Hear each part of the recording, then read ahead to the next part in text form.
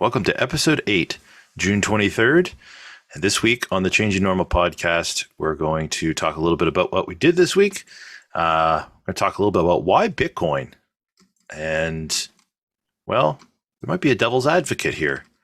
And the main topic, we're going to spin off last week and talk about methods of food storage and more specifics on food storage, not just food sovereignty, as well as the news and what we saw this week.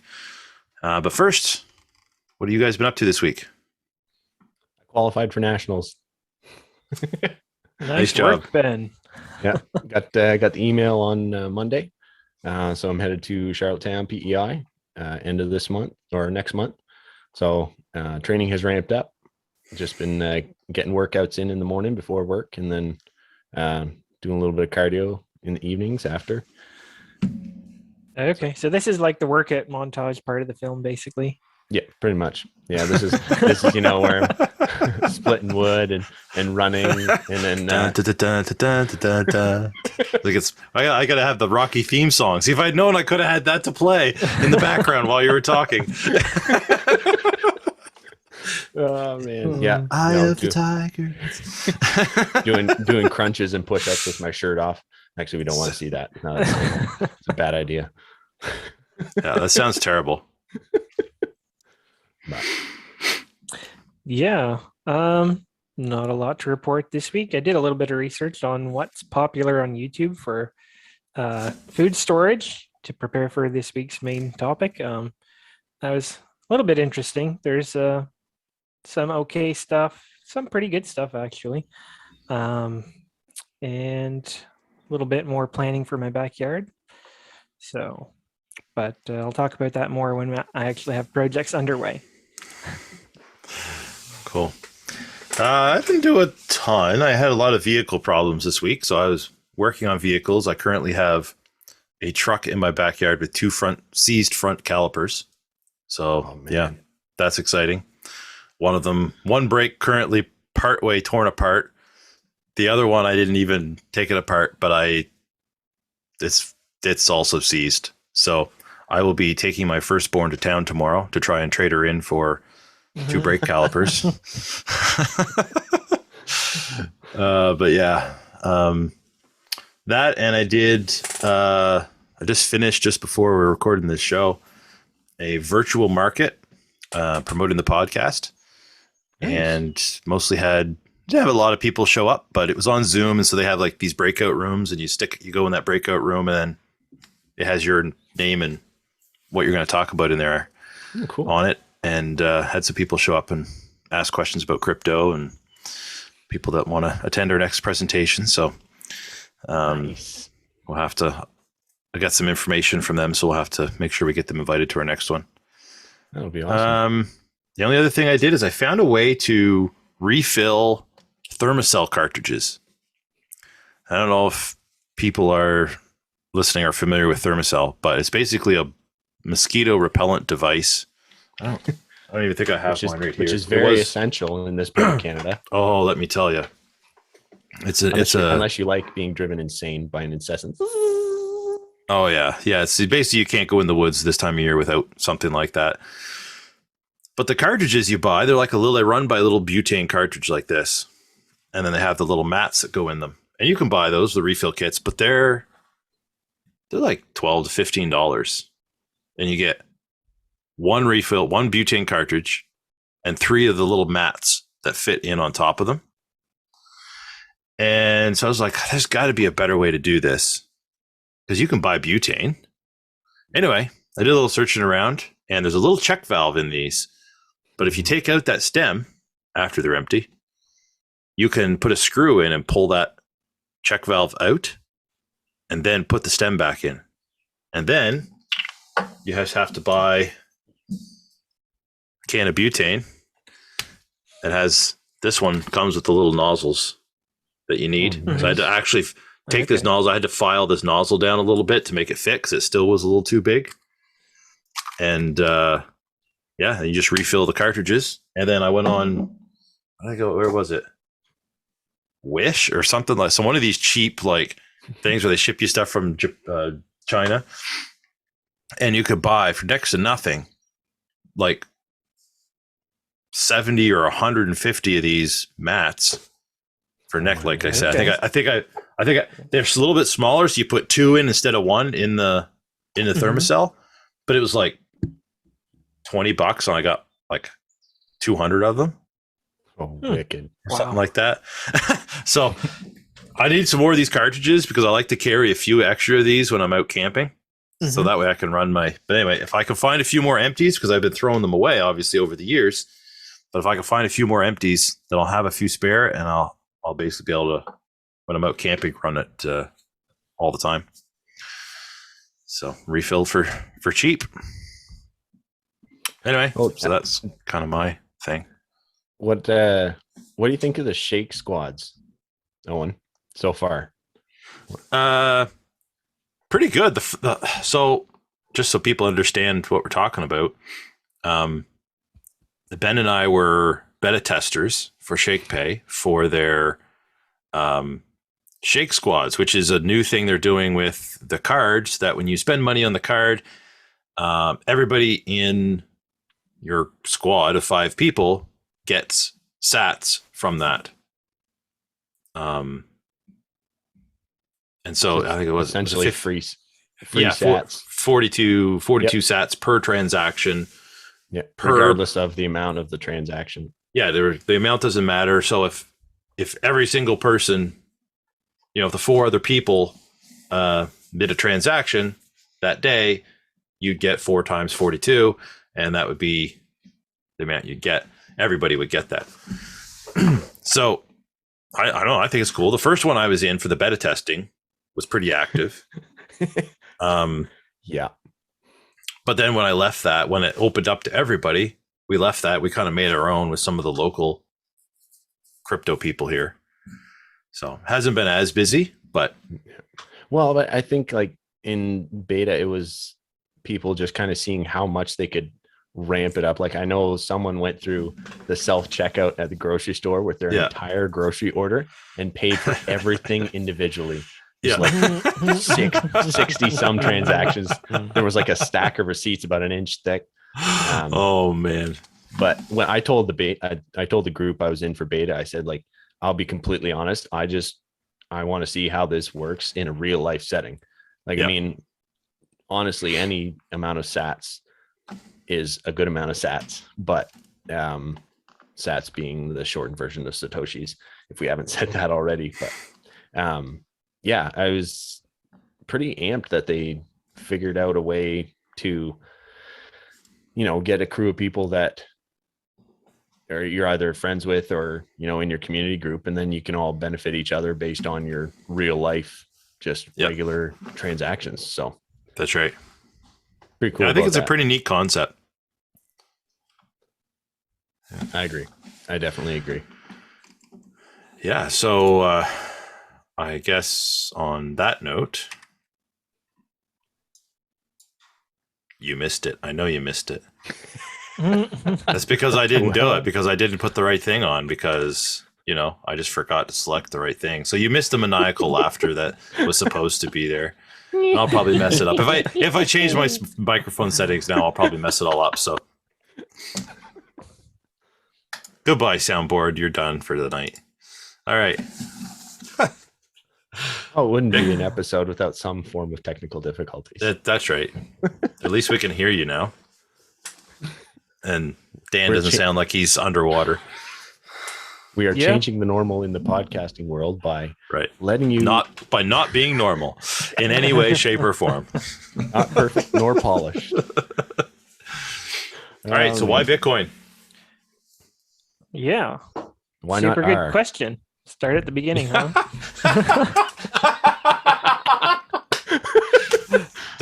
That's an inside joke that probably nobody listening will get. Yes, we'll just leave it at that. Okay. Sorry, Dan. Take it away. Dan was about to say something. Question. He was about to say something really intelligent, probably, and then we opened our mouths. Yeah. Yep. You realized it wouldn't have been in accordance with the principles of the show, so you had to axe it. Uh, Oh man. yeah, so people want to know, like, what is it? Starting at a basic layer. And Mhm. I always want to point people towards, well, do you got an idea of what money is? And try to walk people through that. So there's a few different ways of trying to explain like what money is. But to me, when you really boil it down, money is essentially a method of accounting that facilitates trade of goods and services. So that may be not super intuitive immediately. Somebody might look at you like, well, what does that actually mean? Well, basically, money is just that item that you're passing around. It's basically an IOU or a way of keeping track of value.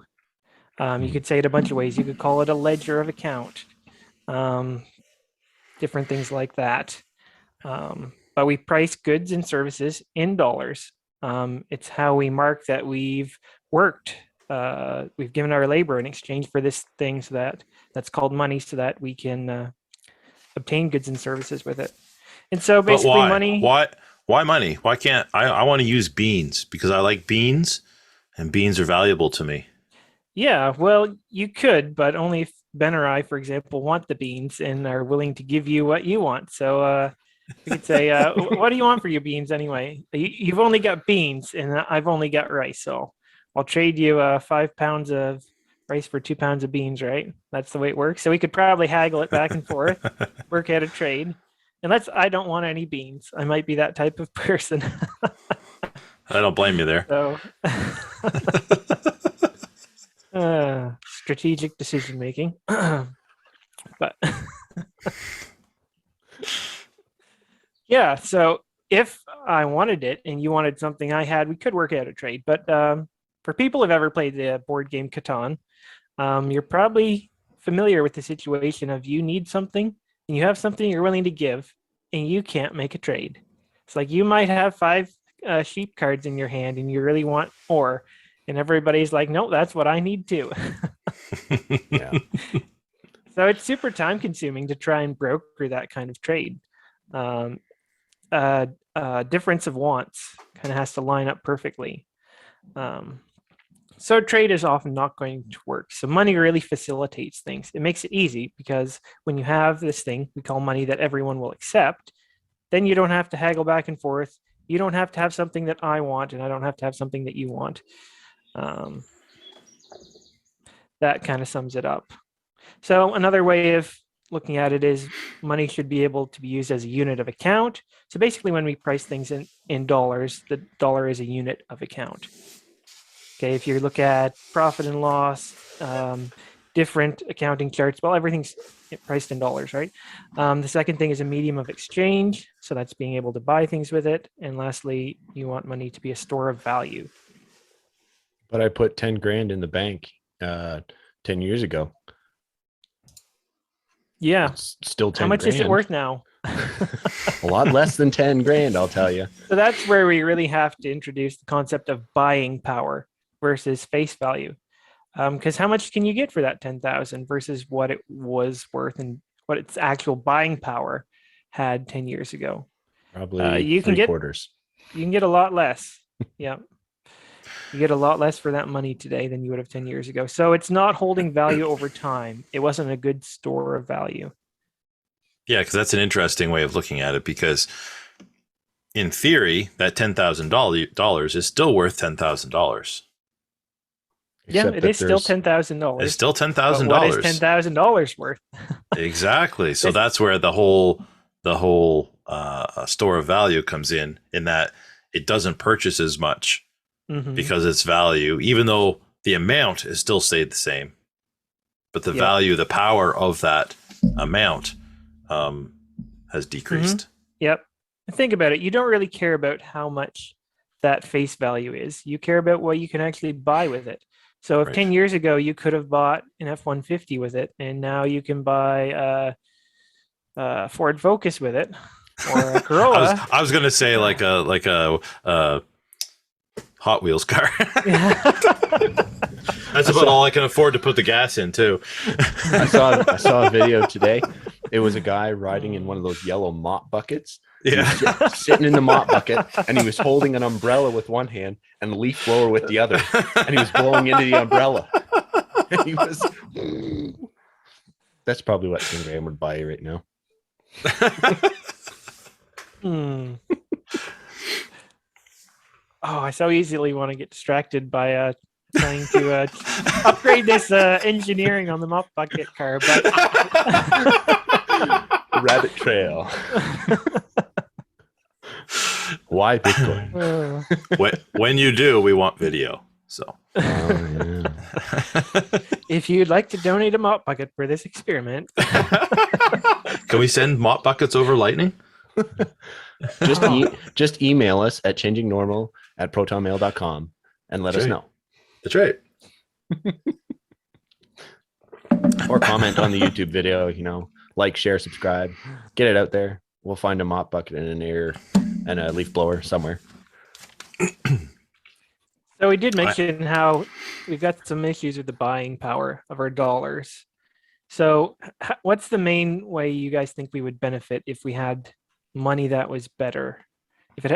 Money that was a better store of value? Maybe it functioned better as a medium of exchange as well. What do you think? You're not going to try to get rid of it as quickly because your outlook on the future knowing that it's going to retain that value, you're going to put a lot more away and not try to get rid of it as quick, so that you can acquire something that's going to actually last, something of value to yourself, while you're going to get it while getting's good, basically. Incentive to save. Yeah. Because if your dollar is losing value, why would you hang on to it? You're incentivized to spend it, and actually incentivized to go into debt. Because if the money's decreasing in value and I take out a loan for 20 years and I can pay it back with dollars that are worth less, why wouldn't I do that? Yeah, you're paying it back on the face value. But that's different than the actual purchasing power value. Yep. And that's it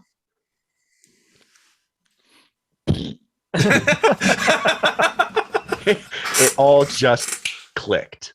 Yep. Well, this is why the financial strategy of the wealthy has been to hold appreciating assets and not hold cash. And actually to take out large amounts of debt. It doesn't matter if you have large amounts of debt if you traded that value in for appreciating assets that are climbing in price. And in fact, the percentage that they increase in value is higher than the rate of interest you have to pay on that debt. So you can definitely come ahead. If I only have to pay 2% interest, but my asset is appreciating by 5%, I've come ahead by 3%. Yep, exactly.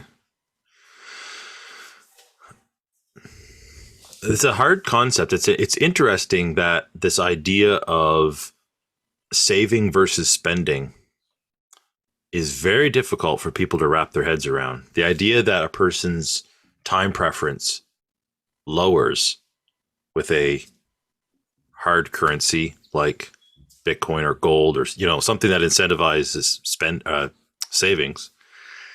It seems to be one of the main sticking points for people to accept. People who would be more conventional economics background. I'm not sure why that is. Maybe they see something that I don't. Maybe it's just simply a product of our education system that everyone's grown up in a Keynesian, economics system and idea of teaching. And it's hard to break out of that. Because the first thing that they say is, well, we can't have that, because then nobody would spend any money and there'd be no economy. Right? Yep.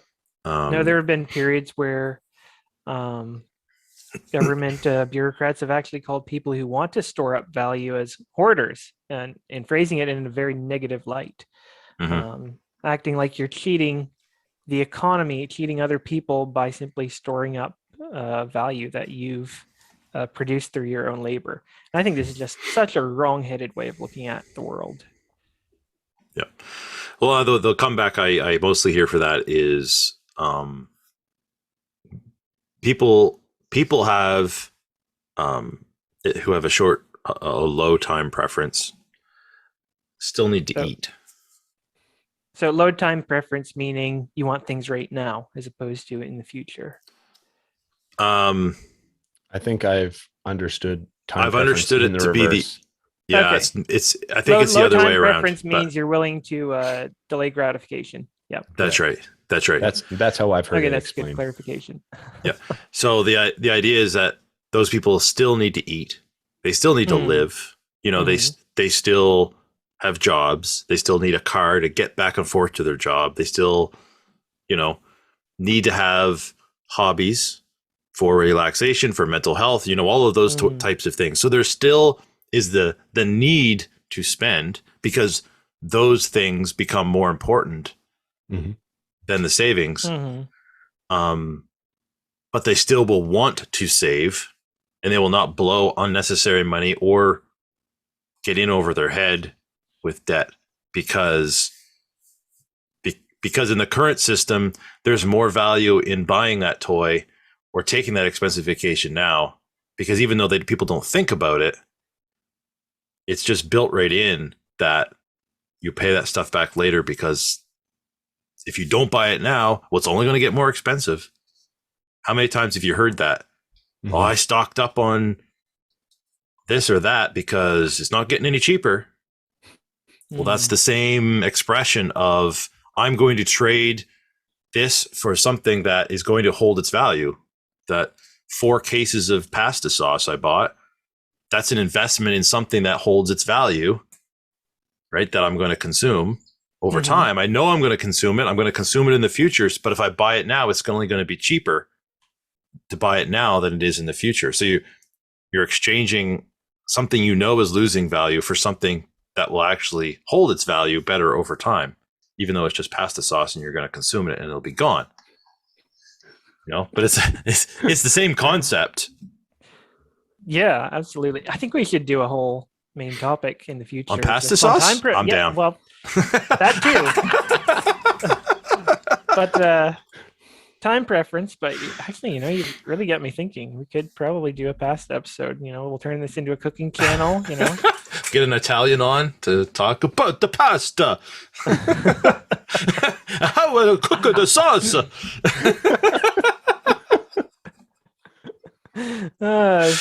So pulling it back to Bitcoin. Owen and I are just here for comedic relief, Dan. Pretty much. Perfect. Dan is the backbone. So Bitcoin is a form of digital money, and I think we've talked about what it is, but this crypto corner was really about the why of it. So in what areas does Bitcoin outperform dollars as money? All of them. All of them. Well, I mean, really, when you think about the only point that you might be able to make an argument is the adoption side of things. The fact that everyone accepts dollars and not everyone accepts Bitcoin at this point. So that's the category of medium of exchange.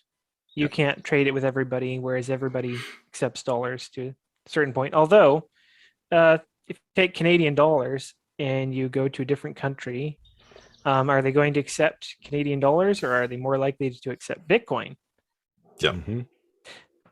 So it does depend on which local currency, measured against the US dollar, which is widely accepted worldwide. Bitcoin isn't accepted as widely, but compared to most government currencies, Bitcoin has wider acceptance now. That's right. Yeah, it's crazy to think about. Yeah. So the other thing I'm thinking about is the area of unit of account. We're probably not going to price things in Bitcoin or its subunit Satoshis anytime soon. But I could be wrong about that, but we're pretty fixed in a dollar mindset. We're unlikely to switch our accounting away from dollars as the unit. Yeah, it takes a pretty massive adoption number to see that change, and it'll probably be a gradual change where you'll see, a price in dollars, and beside it, it'll be a Satoshi or a Bitcoin price. That's probably how it's going to start. Yep. I mean, if you look at the construction industry in Canada, for example, we officially use the metric system. the engineering codes are in metric, but how many carpenters build in metric? I think that's Exactly. 0. It's Pretty so much. easy. Pretty much. It is so much easier. Yep. What But is the the metric? industry. Oh yeah, way yeah, easier. totally. Listen. This is a If different God, show, guys. hey, Different show.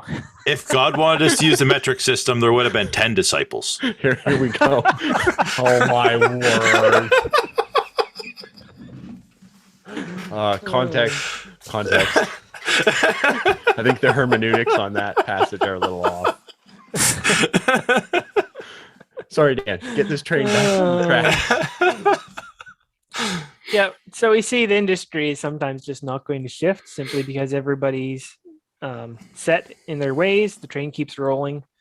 And so the engineers or the, what would you call it? The inspectors are going to go by the metric book, but the building is actually being done in the standard system. So it may be similar as far as unit of account for our money. We may simply have a dual system of pricing in Bitcoin and dollars, and most of us are probably just going to look at the dollars, just like the carpenters look at things in feet and inches. Yeah. Interestingly enough, when I taught trade school, everything was in both. So tests, and teaching, everything was all in metric and imperial, and one would be in brackets beside the other. And the whole system was taught that way because there was just too much crossover. Like you had kids right out of school who were used to the metric system, but then you had older people in class, maybe who were just getting into the trade later in life. They didn't know a centimeter from a meter. I mean, they did, but they, it wasn't like you tell me and say that's 6 centimeters long. I have no concept of what that is. That doesn't mean anything to me, like visually. Yeah. Yep. Familiarity is so important. Identically in forestry college, it was the same thing because traditionally it's always been cords of wood and acres. The new metric system will say is meters cubed or cubic meters of wood and hectares. So same thing. You got to learn two methods so that you're not talking over someone's head when they're trying to use one unit and you're thinking in another one. Yeah, exactly. So I mean, I don't like Bitcoin because it's slow and expensive, right? I mean, my dollars move around really fast. But do they really? Fake news. They don't. Definitely old news, or I guess based on false premises. Bitcoin itself is not as slow or as expensive as people think, and that's even on the main chain. Bitcoin also has a side chain, a second layer solution called Lightning, and it's basically made transactions almost instant, like sub 2 seconds, and basically almost free. Like the cost is so low. So we have that ability to trade, and actually this is worldwide. So this is something where Bitcoin is absolutely crushing our government currencies, because how much would it take for you to send $100 around the world through the bank? I don't know, but it cost me over $3 just to cancel an e-transfer. Yeah. So electronically moving my own money cost me over $3. Yeah.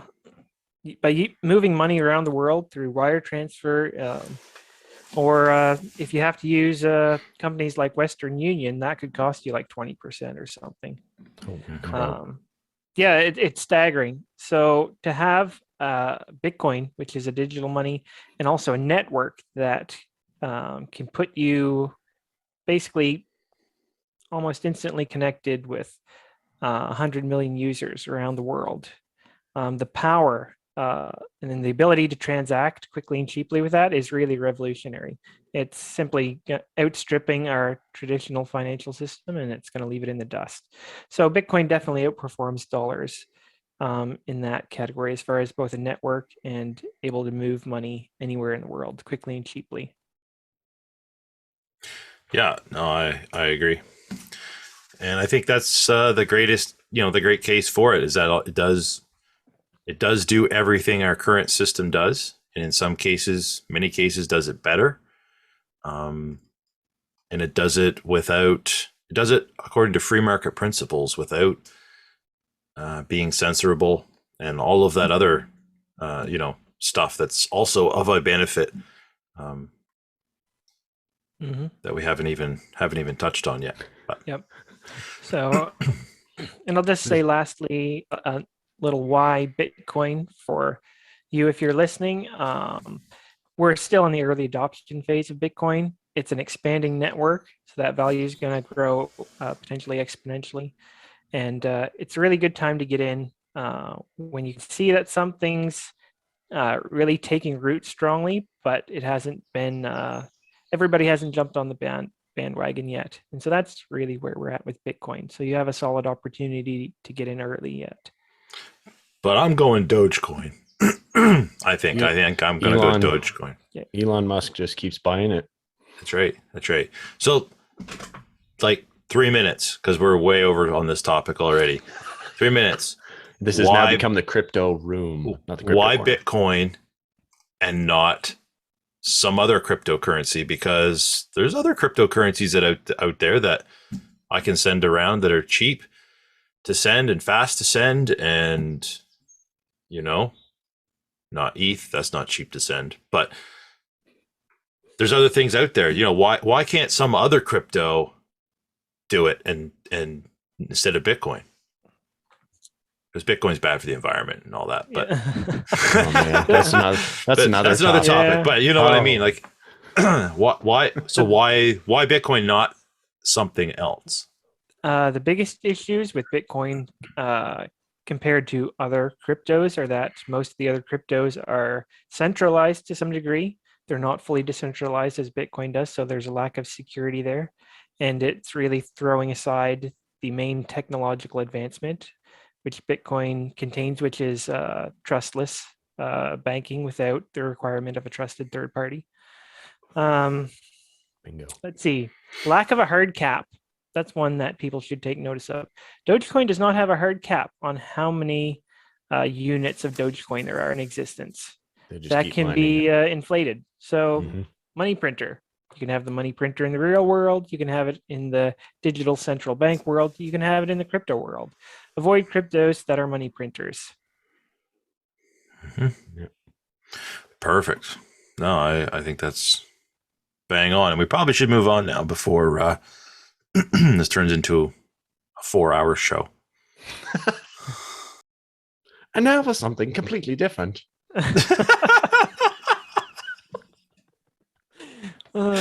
Okay, wow. Great.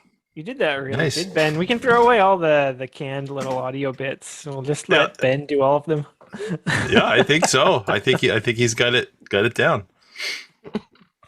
So this week we wanted to kind of break off a topic last week when we talked about food sovereignty and get into something a little more practical, a little bit more detailed about food storage. So if you're going to be food sovereign, or as close to it as you can get, you need to actually store food beyond weekly grocery trip to the grocery store. 2 weeks isn't storage enough? Well, I mean, I guess if the apocalypse is only going to last a week, if the zombies will be dead after a week, then you'll be all right. But that may sound like a lot to some people, though. For like 2 weeks of food, I can fit 3 pizzas in my freezer. Yeah. And I could eat those in one sitting. That's Mike. It's Don't such tell people my secret. Part of the training, Ben. Don't worry about it. Bulking. That's the bulking phase. Yeah, I'm bulking too.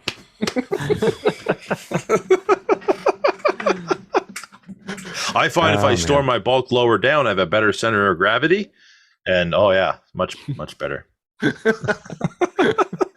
Oh my land! I don't want big shoulders and biceps because I'll get top heavy and fall over. I won't be able to walk. Functionality isn't quite there.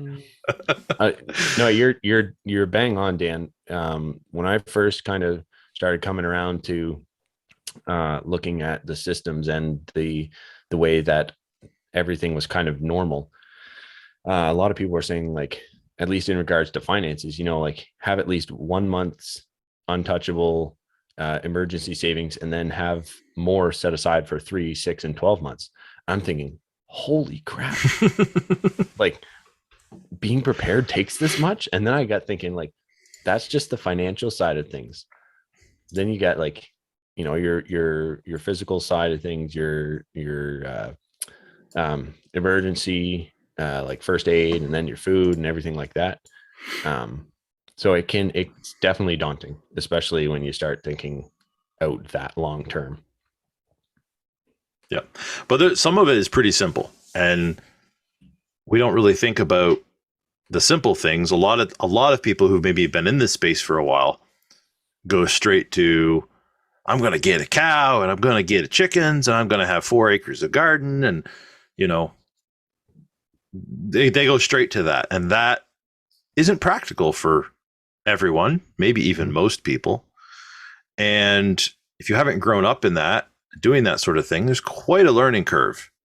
Massive learning curve. And so there are other things that you can do to get started, and then you can start a little bit at a time that don't, take a massive input of finances. You're not going, well, I guess I'm going to drop $5,000 on, Mountain House freeze-dried food for the next 4 years. I better hope that tastes good. Yeah, that's right.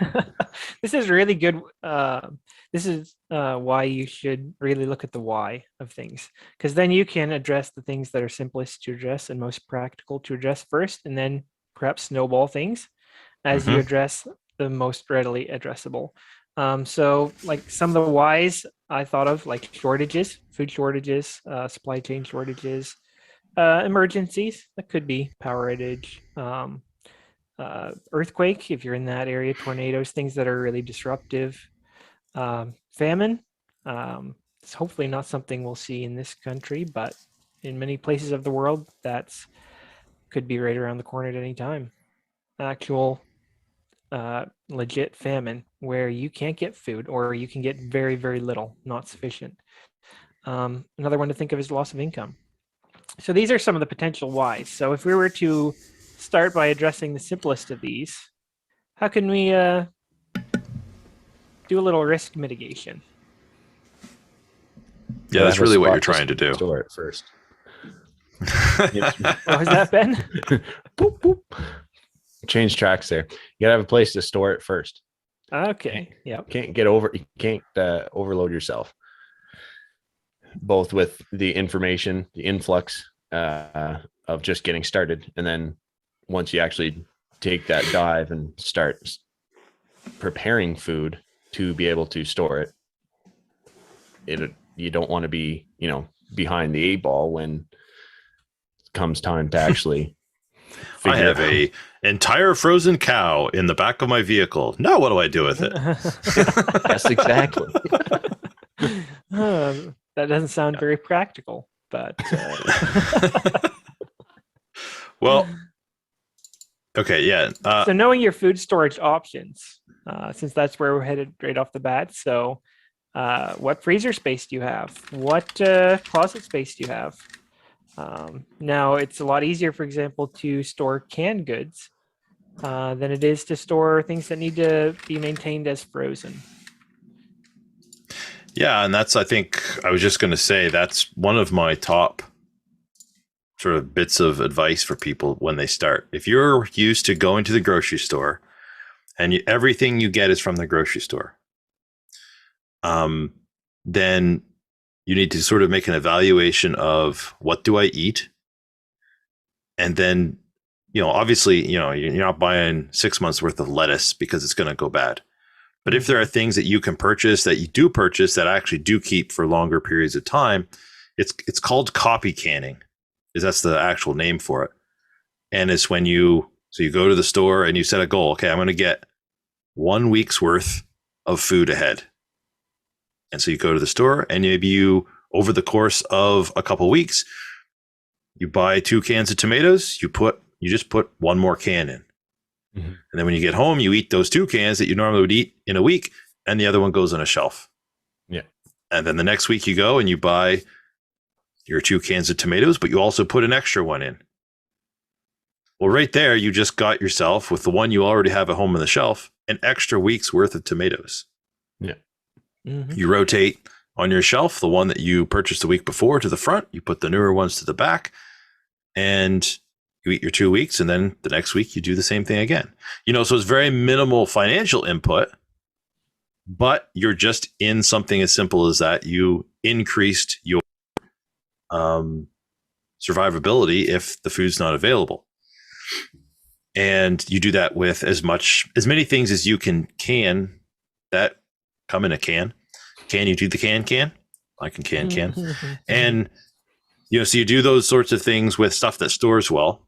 You can do that with pasta and rice, and to a certain extent with flour, and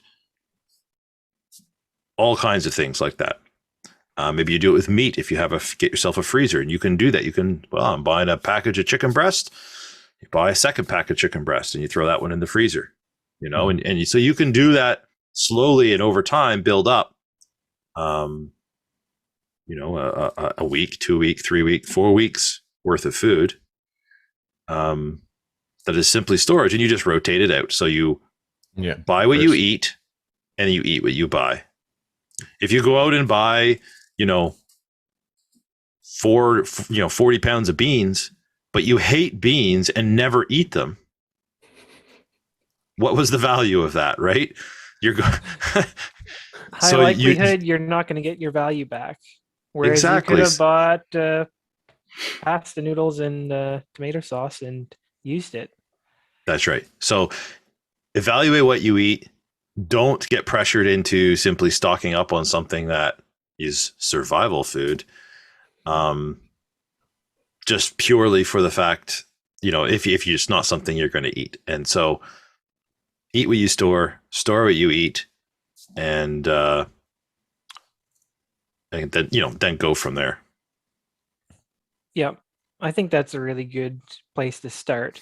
And don't really think about the whole bulk things. And we could get to the buckets of beans and rice a little later down the road, but the most practical step really is the copy canning, and really looking at what you eat. How much of that is non-perishable? And you could just build up that segment of what you eat on a weekly basis that is non-perishable. You could have, like you said, several weeks, 4, 6, 8 weeks, with just what you eat on a day-to-day basis. And like you said, you can't have the lettuce. That's not going to store very well, but that's okay. In an emergency situation, you can do without the lettuce. That's right. I was going to say, I certainly can. Rabbit food.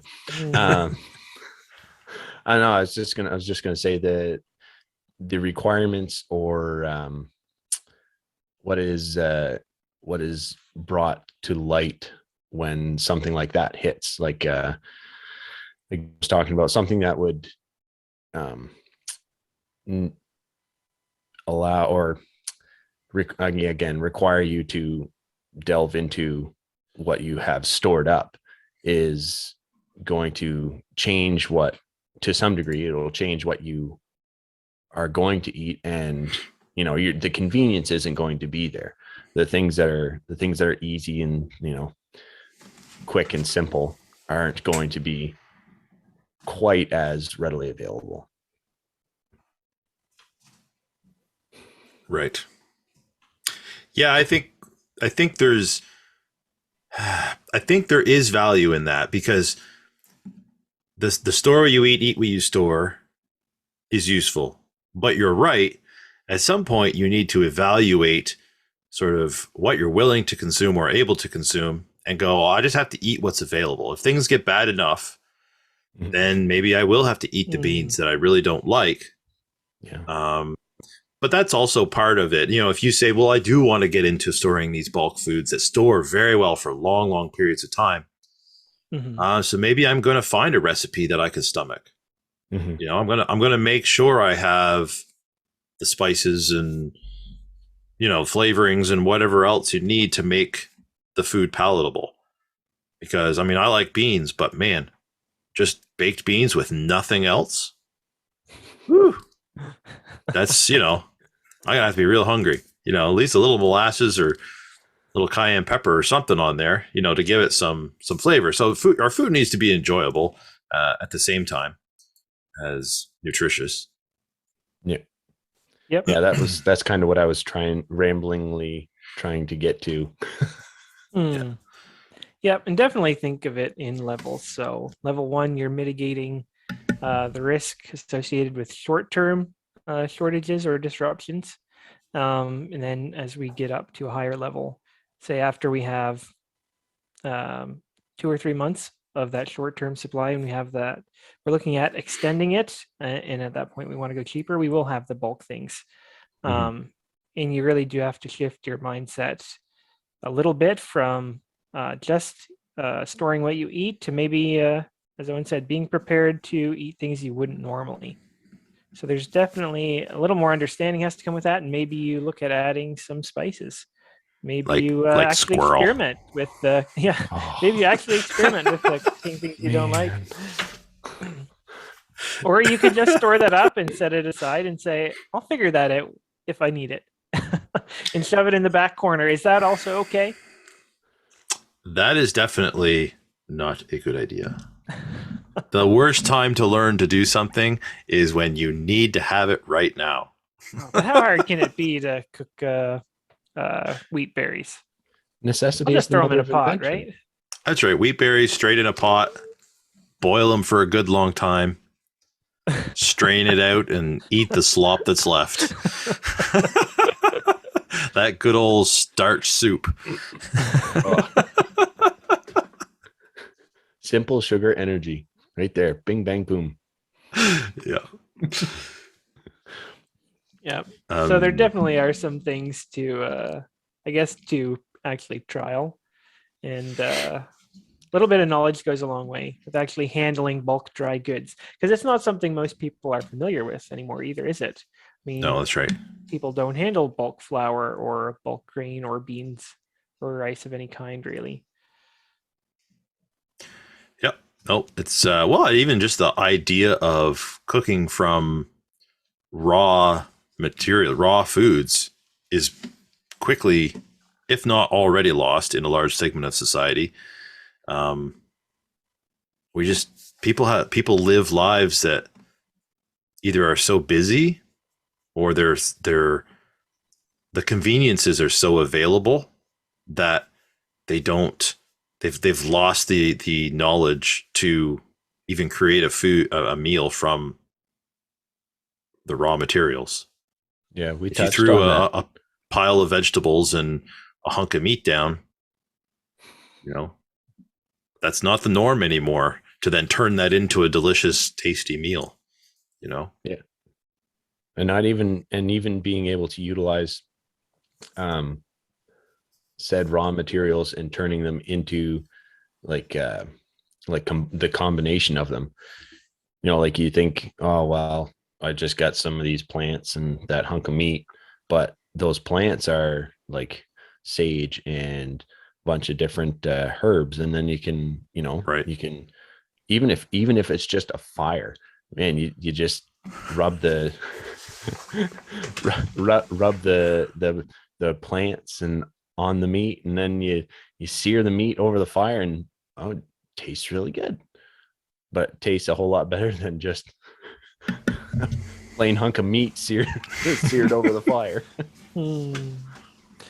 So we're basically saying part of our risk mitigation is learning how to cook, at least a little bit. Yeah, that's right. Practical skill.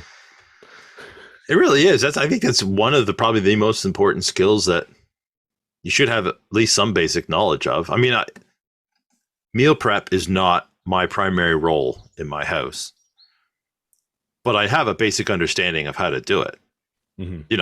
I know how to bake a chicken, even though I don't bake a chicken every day. I can make bread. I haven't made bread in years, but I know how to make bread. I've done it before. So at least I've done those skills a little bit and have a basic knowledge of how to do it. And I've actually practiced it a few times. Mm-hmm. So I wouldn't starve to death. Yeah, that's a huge part of it. I've always been a very visual learner, so I've been able to watch someone do something and be able to um, relatively easily mimic or uh, Replicate. yeah, replicate. That's what I was looking for. Thank you. And so a lot of times, even if it's just something on YouTube, watching someone do like like change the changing the brakes on my truck, I could watch it, but then if I don't actually implement it and try it and do it myself and get a little bit of muscle memory in there, when it actually comes time to utilize that skill, air quotes there, the skill isn't there. My brain thinks I can do it, but until my brain actually walks my body through the motions of doing said skill, be it changing the brakes on the truck or cooking food, etc., it's got to be practiced, because generally speaking, trying to call upon it in the time of need is not going to work so well. So what's some other storage ideas? If people are looking for ideas on how to store what they eat and eat what they store. Yeah, well, Anybody? as we move into bulk goods, we're really looking at long term. So you need to be prepared for that. And of course, the reason we want to be buying some of these bulk goods is because it is a lot cheaper. It's a lot cheaper than some of your more processed foods. But that money is still wasted if you can't store it and not have it go bad. That's right. You may think it's a good deal to buy something in bulk, but if you shove it in a corner without properly sealing it in some fashion, maybe the mice eat it. So Maybe it gets a little bit damp. What are the two? I was just going to say, what are the two enemies of long-term food storage? Moisture and oxygen, primarily. Right. You could also say temperature and pests. Those as well. Yep. But start out with the moisture and oxygen. Yeah, well, the temperature swings tends to be less temperature and more humidity that comes with those temperatures. I think a lot of the time. Yep. The temperature really is feeding back into the moisture. Temperature swings cause you issues on the moisture side. Yep. So properly sealed really takes care of all this. So I know Mylar bags is a very sturdy plastic bag. Will last a long time. Those are super popular. Yep. And those are sealed up with a heat seal, typically, I believe. Yep. They're on my list of things to try. I don't have any yet, so I'm still at a beginning stage on this. I do not have any Mylar bags, but it's one of my upcoming projects.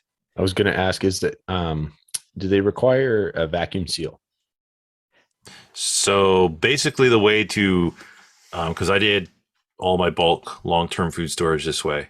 I did it in buckets, in pails, but I did it in Mylar bags and then put the Mylar bags in the pails. So they were more rodent proof and easy to move around.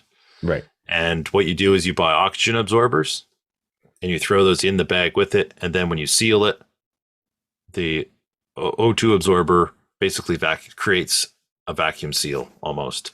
Okay. So you could take a 1 gallon bag of rice, throw in your O2 absorber, seal it, and when you came back the next day, you literally could see like the pattern of the rice through the bag because it had sucked it so hard. Nice. Yeah. So it's not removing it through a manual vacuum pump, but you don't really need to remove all the air. You're primarily focused on tying up the oxygen. Right. Yeah. I really liked what you said there, Owen, about also storing them in buckets so that it's easier to move. Right. That's such a key. Well, I mean, we're trying to break this down in ways that are practical and ways that are easier to implement in people's lives. And that's one for me, like, getting this great big tote of like cabbages and getting it stored, like it's completely impractical to move or utilize cabbages out of said tote, but being able to divvy it up in stored units of the Mylar bags or in buckets, that's a huge part of it. I really like that. Yeah, buckets are awesome. Yeah, Super cheap Yeah. at a hardware store usually. I Yeah, love the that's the thing. stackable totes too. Yes, here's the thing, if you're not putting the food directly in them, you don't really care if they're food grade or not. Mm-hmm. You know, if you're already putting it in a Mylar, which is food grade, and then you're simply using the bucket as a hard outer protection shell, you don't care if it's a food grade bucket. You know, the other thing we did do some storage of in like 5 gallon bags, Mylar bags. So basically, it fills the entire bucket. But we actually found it to be a little bit more practical for certain things, like rice. I mean, what are you going to do when you open up the Mylar bag? Well, now you got, a handful of rice will feed a family, right? So all of a sudden you're going to open up a 5 gallon pail of rice. Well, that would take a long time to eat through, unless you were eating it every single meal.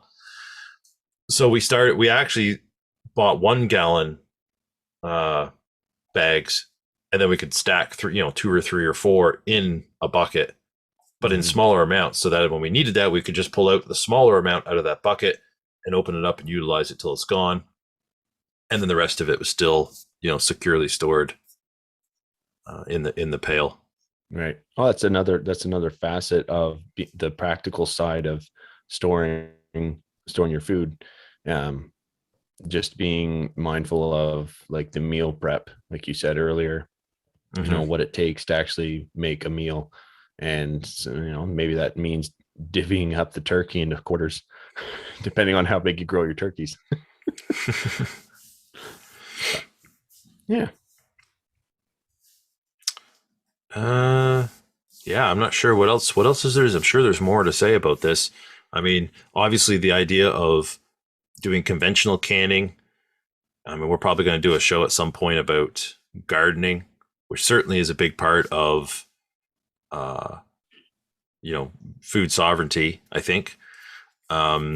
Because you got all these stores and stuff, where there's dry goods, bulk, copy canning, whatever you've done. But you still, to a certain extent, are reliant upon a store to replenish that stock. So then you're really only as sovereign as the amount of food that you already have stockpiled, with no ability to create more in any way. So gardening obviously becomes somewhat of the ultimate food sovereignty method. We kind of talked about that a little bit last time, I think. So you've got conventional canning and freezing that can be done. They both have pros and cons. We've always done dehydration. We're doing a lot more dehydrating and canning than we used to. We used to pretty much freeze everything. Better for you. You don't lose as much nutrient out of your food in the canning process, through the canning process, as you do with freezing. Freezing, you really store all that. You're not cooking out a lot of that nutrient that gets left in the water in the jar that you might throw out, depending on what you're canning, obviously. Pretty fast. It's not as labor intensive. You don't have all the dozens of jars to store through the year, things like that. On the downside, it's dependent upon the power to run the freezer. Right. So we come back to a risk factor. Exactly. You trade We're it all off. about So the risk mitigation. that's right. So both, I mean, they both have pros and cons, and I think that's why we've sort of moved to have some of both. So we can some things now that we wouldn't normally have canned, but we do it, and just because like you say, we mitigate some of the risk if something happens to a freezer. We still would be in a tight spot, but it would, it's better than nothing. And the freezer brings with itself its own like organizational requirements and first in, first out. I heard one method of doing it was you had freezer A, freezer B, and then freezer C. Freezer A and B were, the bulk freezers, and then freezer C was just a small freezer that fit like, I don't know, I can't remember what it was, 4 or 5 milk crates, and each milk crate was, a week's worth of frozen foods. And then, as you rotated through the milk crates, end of the week, you reevaluated what was in the freezer. I guess the other way was monthly. You just kind of did an inventory and then restocked the freezer C and filled the milk crates again and ready to roll for another month. Yeah, I wish I was that organized. Yeah, me too. We Talking about all this and I've yet to implement it myself. Organization is super helpful. Yeah. I know, Yeah, definitely for in a sure. deep freeze, if you throw 400 small loose items in there, tracking down something or making sure to use it up before it's best before date, which some things you should use them up within a year. That's typical for freezer life. One thing we started doing with our meat, we never did in the past, is because we cut and wrap all our, most of our own meat now, is marking the date on it, at least the year. We don't need to put the full date. We just need to know what year that, pig was slaughtered in. Right. It's always the same time of year, roughly. We just need to know what year. Like, for example, I was looking for something to cook up last week and I said, oh, that's a nice big pork shoulder. And I pulled it out and it was from 2 years ago. I was like, oh yeah, it's definitely time to, get that cooked and out of the freezer before it, suffers freezer burn or something like that. So, made a pulled pork with it, A great way to mitigate freezer burn is when wrapping meat that's going to go in for longer term storage, take some saran wrap and then you almost create a mimic of a vacuum seal with your hands and then wrap that cut of meat in saran wrap before utilizing the meat paper. And that's where did I see that? I think it was Steve Ranella from Meat Eater was talking about that. Because he's a massive proponent of full wild game dependence for meat proteins, and whether that's fish, elk, deer, mule deer, javelina, coyote, bear. Tried it. Yeah, bear. He's tried it all. So. All right. Well, anything else, or do you think we're? I think if you're interested in following up on this, you could definitely dive into some YouTube stuff. The thing I noticed a lot from that is most people really heavily focus on the processed goods that they don't want to do without. So you see a ton of little plastic bags of different goodies and different things and things I would never put on my list. So it's definitely something where you want to tailor your list to your own wants, I guess, because there's things like someone was stacking away big cans of fruit drink powder, like some type Kool-Aid type stuff. And I'm like, why on earth is that a priority? Well, I guess it's one of those things, though, right? If it's something that you consume on a regular basis, that's important to you, but it's not something that you or I drink. So it's not on our list of things that we would want to save. You know what I mean? Different people do have different, I guess, things they consider must-haves. Coffee is probably one a lot of people are not going to want to be without. I could care less. Ben.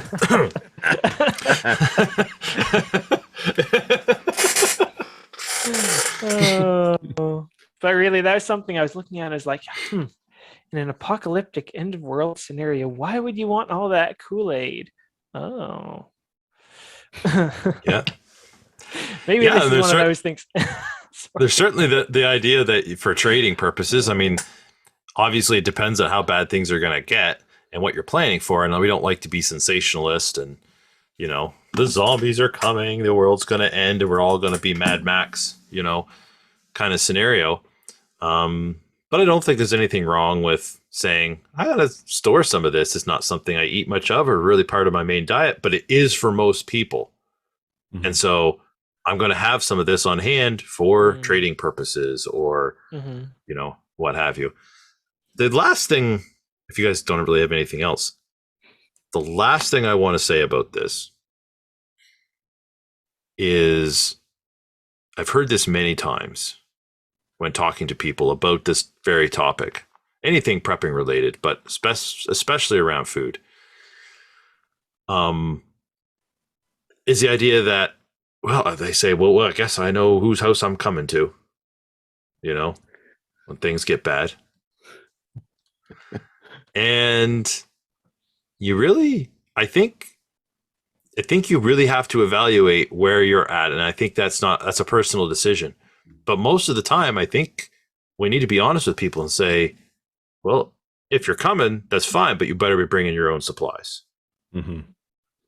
Because I'm saving food for me and my family, and maybe you have someone else, your parents, or, something like that you're going to take in your house. But I don't think that most people are prepared to feed the entire community. Maybe people are. I don't think charity is completely out of the, out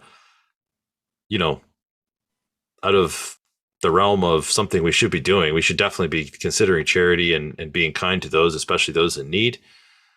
And maybe you make that part of your preps and say, well, I don't eat rice and beans, but I'm storing rice and beans because I can hand that out cheap and easy, Mm-hmm. Yeah, well, that's just applying wisdom to the situation. Yeah. And we have the fable of the ants and the grasshopper. Mm-hmm. And if there are only a few ants and thousands of grasshoppers, the grasshoppers are not going to be able to survive on what the ants stored up. It's impractical. That's right. Yeah. I have a duty and responsibility to provide for my family, and that's what I'm doing. And everybody else is, probably going to be out of luck. Yeah. I can't say, well, we're all going to starve, just, because I'm going to be charitable. So, well, I think that's a good note. Personal responsibility. I think that's really what's at the heart of this. Is we all do have a personal responsibility to take stock of the situations we're likely to face, to prepare for those situations, to be able to care for our families to the best of our abilities, to mitigate risk that we can. Yeah. Exactly. And that's really part of changing normal, because we've gotten into a normal where people don't take the responsibility that they should. Yeah, exactly. Love it. Yeah, no, for sure. Yeah, so now we're going to move on to stories in the news. Wins and it's losses. Our job to report the news. Yeah. We don't want to leave that up to the government.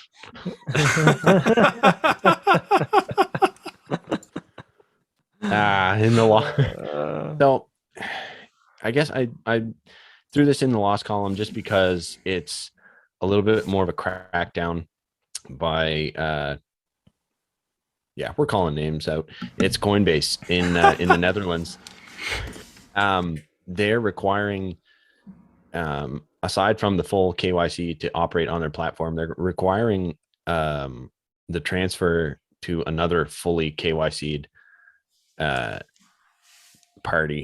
party, to get your cryptos off of their exchanges or their exchange. And it's weird because it's only the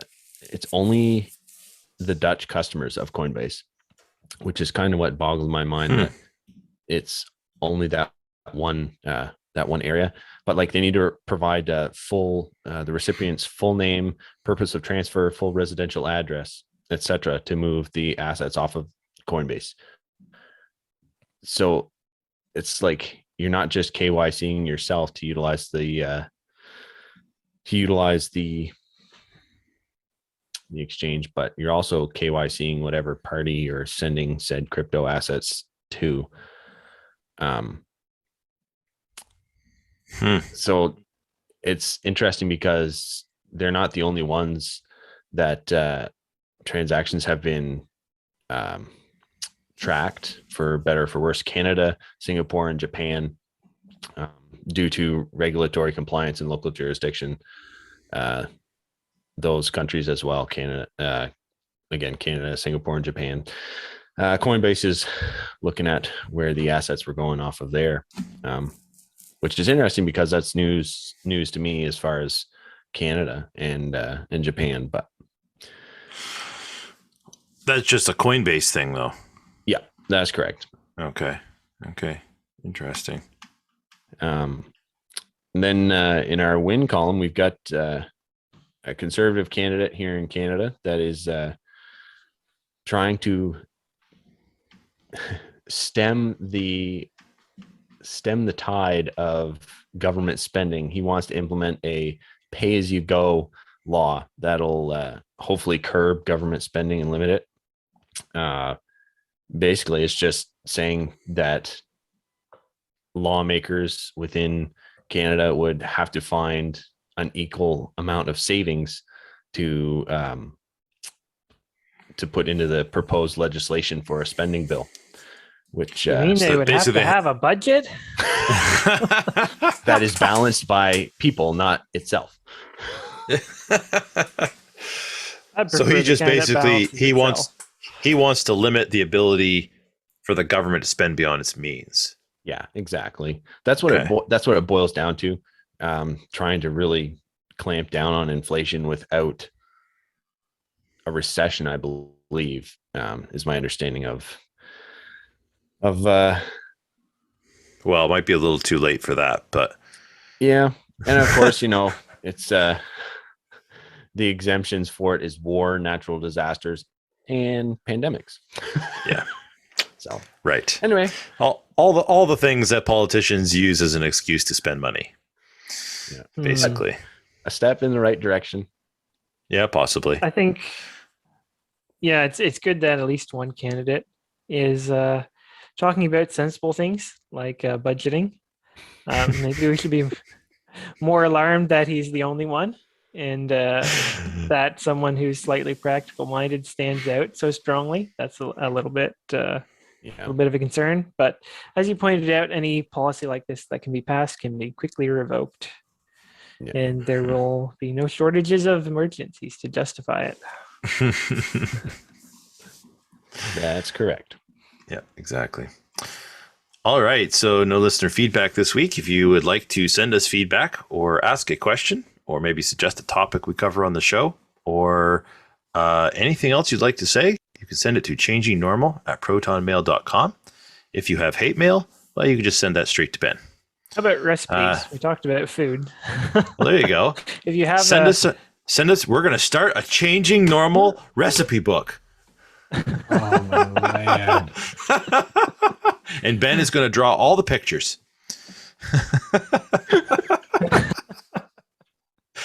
Nobody will want to cook anything in that book, probably. It's going to be the most useless cookbook. You can also check us out on our landing page, Blueberry. Oh, and I have pop-ups. Wonderful. Just as I'm trying to. Oh, my word. Okay. Thanks. Now I have audio files in the wrong folder. Our landing page is You guys don't pay me enough for this. Changing normal.